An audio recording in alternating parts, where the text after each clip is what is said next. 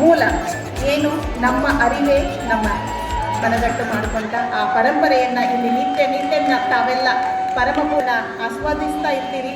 ಅಂಥ ಒಂದು ಸೌಭಾಗ್ಯ ಎಲ್ಲರಿಗೂ ಸಿಕ್ಕಿದೆ.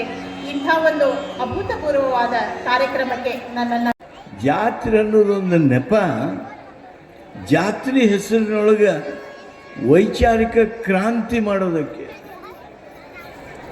ಜನರಿಗೆ ವೇದಾಂತ ತಿಳಿಸೋದಕ್ಕೆ, ಜನರಿಗೆ ಧಾರ್ಮಿಕ ವಿಚಾರಗಳನ್ನು ತಿಳಿಸೋದಕ್ಕೆ, ಬಾಲ್ಯಲೀಲಾ ಮಹಂತ ಸ್ವಾಮಿಗಳ ಆಲೋಚನಾ ಪ್ರಕ್ರಿಯೆ ತಿಳಿಸೋದಕ್ಕೆ, ಅನುಭವ ಮಂಟಪದಿಂದ ಹೊರಬಂದಿರತಕ್ಕಂಥ ಏನು ಶರಣ ಸಾಹಿತ್ಯ ಇದೆ, ವಚನ ಸಾಹಿತ್ಯ ಇದೆ, ಅದನ್ನು ನಿಮ್ಮ ಮನಕ್ಕೆ ಮುಟ್ಟಿಸುವಂಥ ಪ್ರಯತ್ನ ಮಾಡೋದೇ ಈ ಜಾತ್ರೆಗಳ ಉದ್ದೇಶ. ಅವುಗಳನ್ನು ಸಫಲ ಮಾಡೋದ್ರೊಳಗೆ ಈ ಮಠ ಯಶಸ್ವಿಯಾಗಿದೆ. ನೋಡ್ರಿ, ದೇಶದಾಗ ಶಾಣರು ರಗಡ್ ಮಂದಿ ಅದಾರೆ ಮಾತಾಡೋರು. ಅದನ್ನು ಕೇಳುವವರು ಏನು ಕಡಿಮೆ ಇಲ್ಲ. ಆದ್ರೆ ನೀವು ಕೇಳ್ತೀರಿ, ಅವ್ರು ಹೇಳ್ತಾರ. ಏನೂ ಬದಲಿನ ಆಗಿಲ್ಲ ನಮ್ಮ ಸಮಾಜ.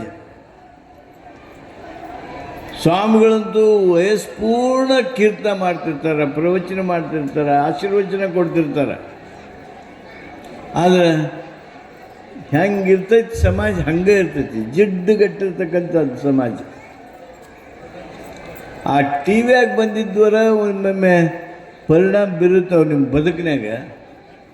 ಈ ಮಠದಾಗ ಆಶೀರ್ವಚನ ಕೇಳಿದ್ದು, ಪ್ರವಚನ ಕೇಳಿದ್ದು ನಾವ್ಯಾರೂ ಹೆಚ್ಚು ಲಕ್ಷ್ಯಕ್ಕೆ ಹಾಕೊಳ್ಳಂಗಿಲ್ಲ. ಆದರೆ 3 ತಾಸು ಏನರ ಆಗೋಲ್ಲಕ್ಕೆ ಗಟ್ಟಗನ ಕುಂತಿರ್ತೀವಿ. ನಮ್ಮ ದೇಶದಾಗ ಇದು ಎಷ್ಟು ಬದಲಾದ ಪರಿಸ್ಥಿತಿ ಅಂದರೆ, ಇಂಥದ ಒಂದು ಅಮೇರಿಕಾದಾಗ ಕಾರ್ಯಕ್ರಮ ನಡೀತು ಅಂತ ತಿಳ್ಕೊಡ್ರಿ. ಪ್ರವಚನ ಕೇಳಕ್ಕೆ ಬರೋರು ಅಲ್ಲೇ ಹೊರಗೆ ಒಂದು $100, $50, $10, $5 ಕೊಟ್ಟರೆ ಒಳಗೆ ಬಿಡ್ತಾರೆ. ಇಲ್ಲಿ ನಮ್ಮ ದೇಶದಾಗ ಹಂಗಲ್ಲ.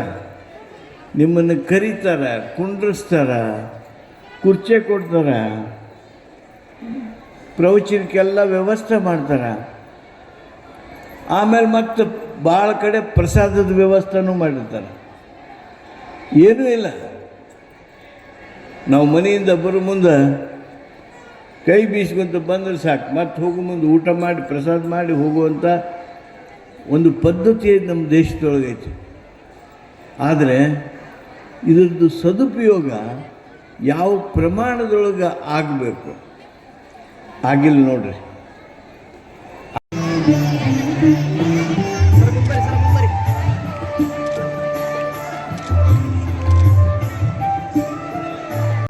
ಈ ಜಾತ್ರಾ ಮಹೋತ್ಸವದ ಯಶಸ್ವಿಗೆ ಕಾರಣೀಕರ್ತರಾದಂಥ ಮತ್ತು ಈ ಜಾತ್ರಾ ಮಹೋತ್ಸವದ 3 ದಿನಗಳ ಎಲ್ಲ ಕಾರ್ಯಕ್ರಮಗಳ ನೇತೃತ್ವವನ್ನು ವಹಿಸಿದಂಥ ಪರಮ ಪೂಜ್ಯ ಶ್ರೀ ಮಲ್ಲಿಕಾರ್ಜುನ ಮಹಾಸ್ವಾಮಿಗಳ ಪಾದಗಳಿಗೆ ಭಕ್ತಿಪೂರ್ವಕವಾಗಿ ನಮನಗಳನ್ನು ಸಲ್ಲಿಸಿ, ಮುಳುಗುಂದದ ಎಲ್ಲ ವರ್ಗದ ಜನರನ್ನು ಒಟ್ಟುಗೂಡಿಸ್ತಕ್ಕಂಥ ಒಂದು ಕಾರ್ಯಕ್ರಮ ಅದು ನಮ್ಮ ಪೂಜ್ಯರ ನೇತೃತ್ವದೊಳಗೆ ಪ್ರತಿ ವರ್ಷ ನಡ್ಕೊಂಡು ಬಂದೈತಿ. ಅವರ ಮಾರ್ಗದರ್ಶನದೊಳಗೆ, ಗುರು ಹಿರಿಯರ ಮಾರ್ಗದರ್ಶನದೊಳಗೆ, ಜನತೆಯ ಸಹಾಯ ಸಹಕಾರದಿಂದ ಇನ್ನೂ ಇಂಥ 10 ಹಲವಾರು ಜಾತ್ರಾ ಮಹೋತ್ಸವಗಳನ್ನು ನಾವು ಮುಂದೆ ಮಾಡೋಣ ಅಂತೇಳಿ ಮತ್ತೊಮ್ಮೆ ಎಲ್ಲರಿಗೂ ಈ ಜಾತ್ರಾ ಮಹೋತ್ಸವಕ್ಕೆ ಸಹಾಯ ಸಹಕಾರ ನೀಡಿದವರು ಎಲ್ಲರಿಗೂ ಮತ್ತೊಮ್ಮೆ ಹೃತ್ಪೂರ್ವಕವಾದ ಧನ್ಯವಾದ ಹೇಳಿ ನನ್ನ ಅಭಿನಂದನಾದಿಗಳನ್ನು ಹೇಳ್ತೇನೆ.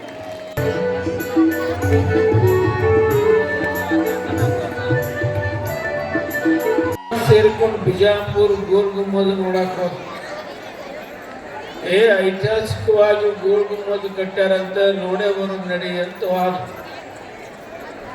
ಗೋಲ್ ಗುಮ್ಮದ ಒಳಗೆ ನೋಡಿದ್ರು, ಹೊರಗೆ ನೋಡಿದ್ರು, ಹಲೋ ಅಂದರು. ಏನೆಲ್ಲ ಮಾಡಿದ ಮೇಲೆ ದೂರದಿಂದ ಹೆಂಗೆ ಕಾಣ್ತೈತಿ ಗೋಲ್ ಗುಮ್ಮದ ನೋಡೋದು ಅಂತ ದೂರ ಹೋಗಿ ನಿಂತು. ಅದ್ರಾಗ ಒಬ್ಬ ಅಂದ, ಇಷ್ಟು ಎತ್ತರ ಈ ಗೋಳಗುಮ್ಮಟವನ್ನ ಹೆಂಗೆ ಕಟ್ಟಿದ್ರಪ್ಪ ಅಂತ ಅದಕ್ಕೊಂದು ಉತ್ತರ ಹೇಳಿದ, ಅದನ್ನು ಕೆಳಗಿನಿಂದ ಇಷ್ಟು ಎತ್ತರ ಕಟ್ಟ್ಯಾರಪ್ಪ. ಮತ್ತೊಬ್ಬ ಅಂದ, ಕೆಳಗಿನಿಂದ ಎಷ್ಟು ಎತ್ತರ ಕಟ್ಟ್ಯಾರ ಅಂದ್ಮೇಲೆ ಮತ್ತೆ ಅವ್ರು ಕಟ್ಟಿದವ್ರು ಇಳಿದ್ರೆ ಹೆಂಗಪ್ಪ ಅಂತ ಕೇಳ.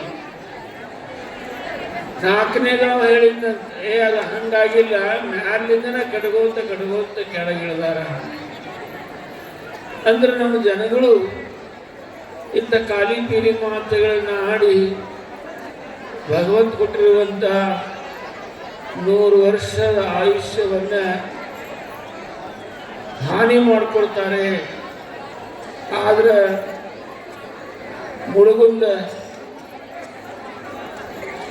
ಜನಗಳು ಆಯುಷ್ಯದ ಸಾರ್ಥಕತೆಯನ್ನು ಮಾಡ್ಕೋಬೇಕು ಅಂತ ಹೇಳಿ ಸುಮಾರು 3 ದಿನಗಳ ಕಾಲ ನಡೆಯುವಂಥ ಬಾಲಿಲ ಮಹಂತ ಶ್ರೀಗಳ ಜಾತ್ರಾ ಮಹೋತ್ಸವದ ಧಾರ್ಮಿಕ ಕಾರ್ಯಕ್ರಮದಲ್ಲಿ, ಸಾಂಸ್ಕೃತಿಕ ಕಾರ್ಯಕ್ರಮದಲ್ಲಿ ಭಾಗವಹಿಸಿ ನಿಮ್ಮ ಆಯುಷ್ಯವನ್ನು ಅತ್ಯದ್ಭುತವಾಗಿ ಲಾಭವನ್ನು ಮಾಡಿಕೊಂಡಿರುವಂಥವ್ರು ಯಾರಾದರೂ ಇದ್ರೆ ಅವರು ಮುಳುಗುಂದದ ಭಕ್ತರು ಅಂತ ಮಾತನ್ನು ಹೇಳಲಿಕ್ಕೆ ಇಷ್ಟಪಡ್ತಾ ಇದ್ದಾರೆ.